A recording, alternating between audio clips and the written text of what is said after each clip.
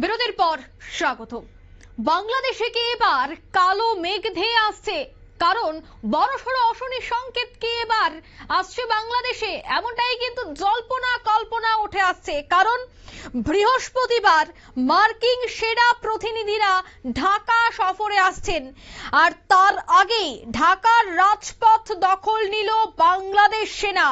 রাজপথে নামলো যুদ্ধ ট্যাঙ্ক, সে ছবি আপনারা দেখতে পাচ্ছেন নিউজ ভ্যানগার্ডের পর্দায়। বিভিন্ন জায়গায় বাংলাদেশি সেনারা কিন্তু এবার রাজপথের উদ্দেশ্যে রওনা দিয়েছে। বাংলাদেশে কি তবে এবার জরুরি অবস্থার ঘোষণার সম্ভাবনা?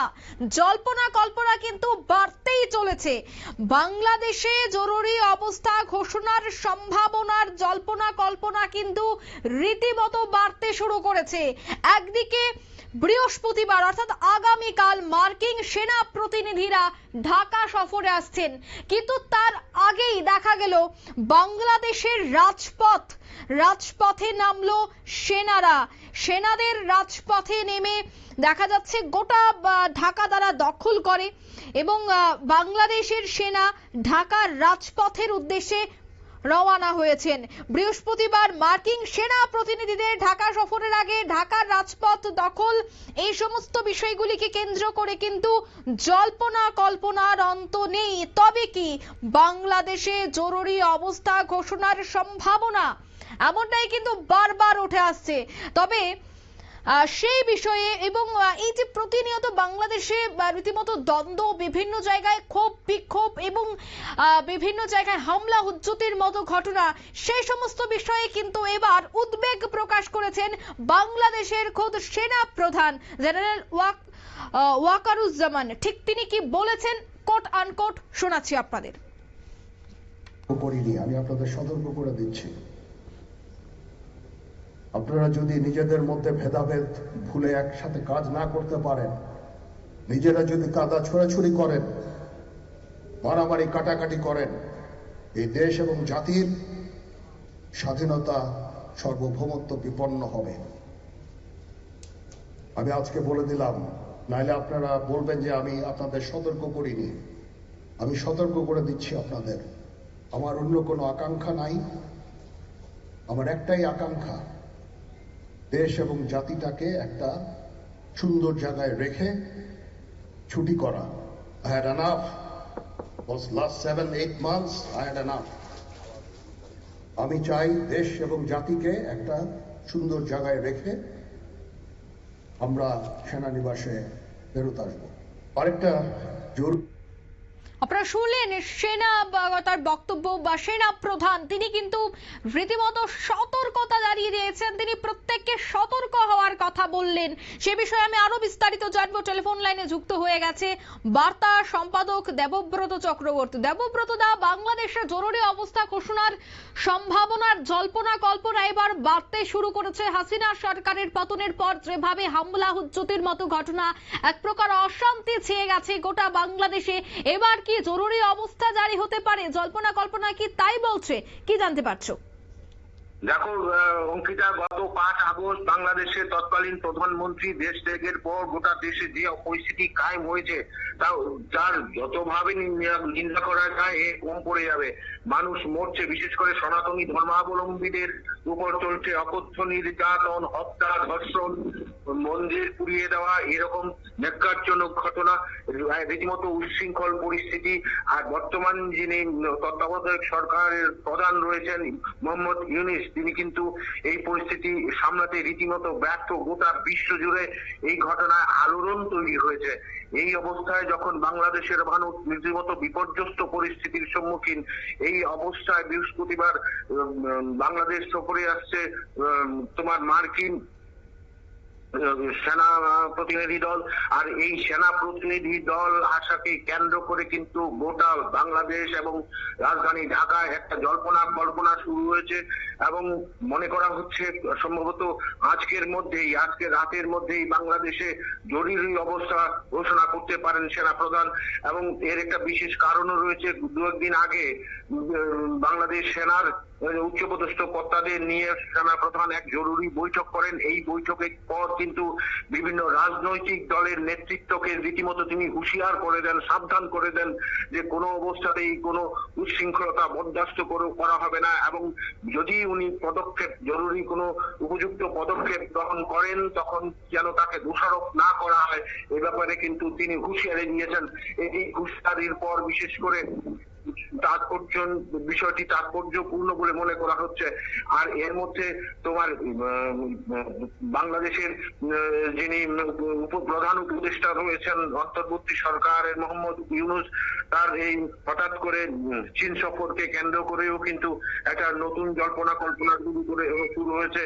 একটা অংশের মানুষ মনে করছেন যে যখন বাংলাদেশে জরুরি অবস্থা চালু করা হবে তখন হয়তো মোহাম্মদ ইউনূস নিরাপত্তাহীন হয়ে পড়বেন, এবং এর আগে তিনি চীন পাড়ি দিয়েছেন। এই যখন অবস্থা, তখন কিন্তু আরেকটা মহল থেকে একটা প্রচার চালানো হচ্ছে যে খুব শীঘ্রই শেখ হাসিনা ঢাকায় ফিরছেন এবং আওয়ামী লীগ আবার বাংলাদেশের ক্ষমতায় অধিষ্ঠিত হচ্ছে। এই যখন পরিস্থিতি, তখন এই বাংলাদেশের সেনাবাহিনীর ঢাকার রাজপথ দখল নেওয়াকে কিন্তু কেন্দ্র করে কিন্তু একটা বিরাট আলোড়ন পড়েছে। বাংলাদেশের মানুষ কিন্তু আবার উদ্বিগ্ন, চিন্তিত যে আবার কিনা আবার সেই তোমার 5 আগস্টের মতো পরিস্থিতি হয়। আসলে 5 আগস্ট নয়, এখনো চলছে বাংলাদেশে একটা অস্থির পরিস্থিতি। সাধারণ মানুষের রীতিমতো তোমার বিপর্যস্ত অবস্থা। বহু মানুষ বাড়ি ঘর ছাড়া, বাংলাদেশের সংস্কৃতি ভেঙে চুরমার, বাংলাদেশের স্থাপত্য শিল্প এবং কৃষ্টি সংস্কৃতি সব ধ্বংস। বিশেষ করে জামাত এবং বিএনপির একাংশ দুর্বৃত্তরা যেভাবে বাংলাদেশের লুটতরাজ চালিয়েছে, সাধারণ মানুষের উপর অত্যাচার চালিয়েছে, তা নিয়ে কিন্তু একটা অরাজকতা চলছে বাংলাদেশে। এই অবস্থায় মার্কিন সেনা প্রতিনিধিদের ঢাকা সফরের আগে বাংলাদেশ, গোটা ঢাকা এবং বাংলাদেশ জুড়ে একটা আলোড়ন তৈরি হয়েছে, একটা জল্পনা কল্পনা তৈরি হয়েছে যে আজ রাতের মধ্যেই বাংলাদেশে জরুরি অবস্থা জারি করতে পারেন বাংলাদেশের সেনা প্রধান। এই অবস্থায় বিষয়টিকে কিন্তু আরো তোমার সমর্থন যোগ্য হয়ে দাঁড়িয়েছে তোমার মোহাম্মদ ইউনূসের চীন সফর।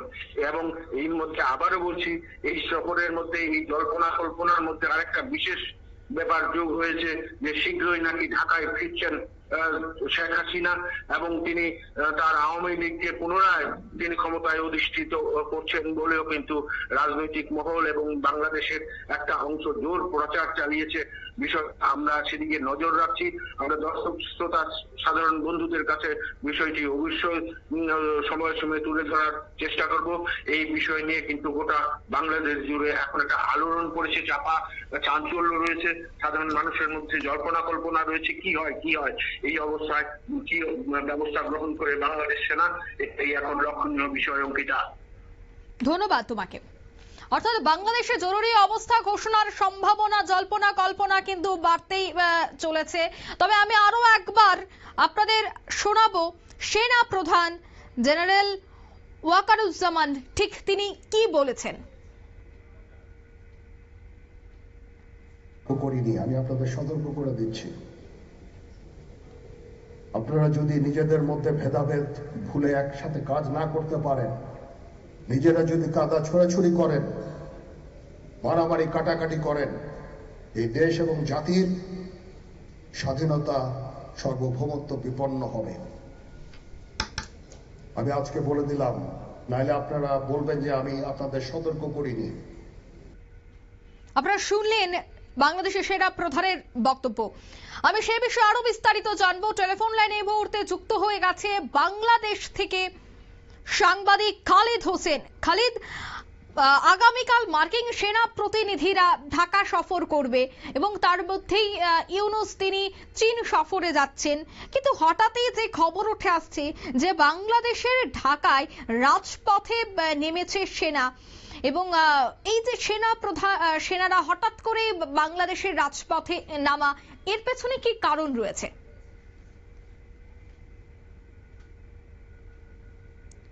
খালিদ শোনা যাচ্ছে?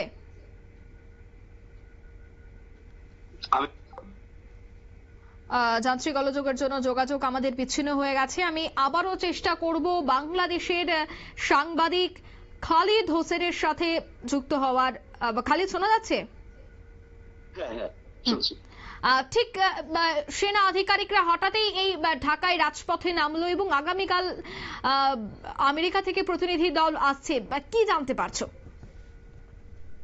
আপনাকে ধন্যবাদ। প্রথমেই বলে রাখি যে হঠাৎ করেই ঢাকার রাজপথে সেনা নামেনি, মূলত কোটা সংস্কার আন্দোলনকে ঘিরে গত বছরের 19 জুলাই দিবাগত রাতে সারা দেশে সেনাবাহিনী মোতায়েন করে কারফিউ জারি করে তৎকালীন আওয়ামী লীগ সরকার। এরপরে ছাত্র জনতার অভ্যুত্থানে গত 5 আগস্ট আওয়ামী লীগ সরকারের পতন হয় এবং 8 আগস্ট অধ্যাপক ডক্টর মোহাম্মদ ইউনূসের নেতৃত্বে অন্তর্বর্তীকালীন সরকার গঠন করা হয়। এরপর থেকেই মূলত সেনাবাহিনী মাঠে ছিল। তারপরে আমরা দেখলাম যে গত বছরের 18 সেপ্টেম্বর এই আইন শৃঙ্খলা পরিস্থিতি বিবেচনায় নিতে গিয়ে মূলত বাংলাদেশ সেনাবাহিনীকে নির্বাহী ম্যাজিস্ট্রেটের ক্ষমতা দেয় এই অন্তর্বর্তীকালীন সরকার, যার ফলে বাংলাদেশের ফৌজদারি কার্যবিধির অন্তত 17টি ধারায় এই সেনাবাহিনী আইন শৃঙ্খলা রক্ষার কাজ করছে এবং সেই মুহূর্ত থেকে এখনো আছে। হঠাৎ করে আসলে সেনাবাহিনী রাজপথে নেই। অন্যদিকে এই যে চীন সফর যাচ্ছেন ইউনূস, কি মনে হয় এই চীন সফর, বা একদিকে মার্কিন যুক্তরাষ্ট্র থেকে প্রতিনিধি দল আসছে, অন্যদিকে এই চীন সফর কতটা গুরুত্বপূর্ণ এবং তাৎপর্যপূর্ণ বলে তুমি মনে করছো? চীন সফর সম্পর্কে ইতিমধ্যেই বাংলাদেশ সরকারের প্রধান উপদেষ্টা নোবেল বিজয়ী অধ্যাপক ডক্টর মোহাম্মদ ইউনূস গতকালকে জাতির উদ্দেশ্যে আসলে তিনি স্পষ্ট করেছেন এবং ঢাকায় নিযুক্ত যে চীনের রাষ্ট্রদূত তিনিও এই বিষয় নিয়ে কথা বলছেন এবং বাংলাদেশ চীনের সম্পর্ক ঐতিহাসিক এবং এই সম্পর্ক ভবিষ্যতে আরো শক্তিশালী হবে এবং এই ডক্টর মোহাম্মদ ইউনূস তার ভাষণে গতকালই বলেছেন যে একটা অর্থনৈতিক অঞ্চল গড়ে তোলার জন্য তিনি কথা বলছেন এবং দুই দেশের যে পারস্পরিক সহযোগিতা সমৃদ্ধি অর্থাৎ অত্র অঞ্চলের সমৃদ্ধির কথা তিনি বলেছেন। কি মনে হয়, বা তিনি যে কথাটি বলছিলেন যে বিভিন্ন বিষয় নিয়ে তিনি শিল্পপতিদের সাথে কথা বলবেন, বিনিয়োগের ক্ষেত্রে তিনি কথা বলবেন, বর্তমানে বাংলাদেশের যে অর্থনৈতিক পরিস্থিতি রয়েছে সেই অর্থনৈতিক পরিস্থিতিকে চাঙ্গা করতে এই শিল্পপতিদের সাথে আলোচনা অত্যন্ত গুরুত্বপূর্ণ হতে যাচ্ছে বাংলাদেশের জন্য। সেটা অবশ্যই বলা যায়, কারণ বিগত 1.5 দশকে বাংলাদেশের যে অর্থনৈতিক পরিস্থিতি একটা ভঙ্গুর পর্যায়ে গিয়েছিল, সেই জায়গা থেকে সেই গণ অভ্যুত্থান পরিস্থিতি, তারপরে এখন যে বর্তমান সরকার মূলত দেশের অর্থনীতিটাকে চাঙ্গা গুরুত্ব দিচ্ছে এবং সেই জায়গা থেকেই মূলত আমরা দেখছি তারা নানা পদক্ষেপ নিচ্ছেন। ধন্যবাদ খালিদ।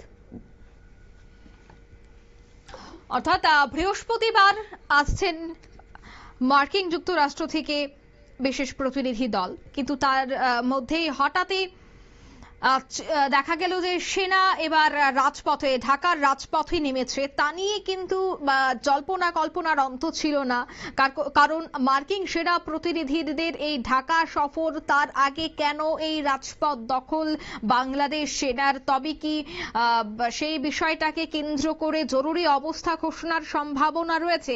এই সমস্ত বিষয়ে কিন্তু জল্পনা কল্পনা অবশ্যই থেকে যাচ্ছে। নিয়ে নিচ্ছে ছোট্ট একটি বিজ্ঞাপন বিরতি, সঙ্গে থাকুন।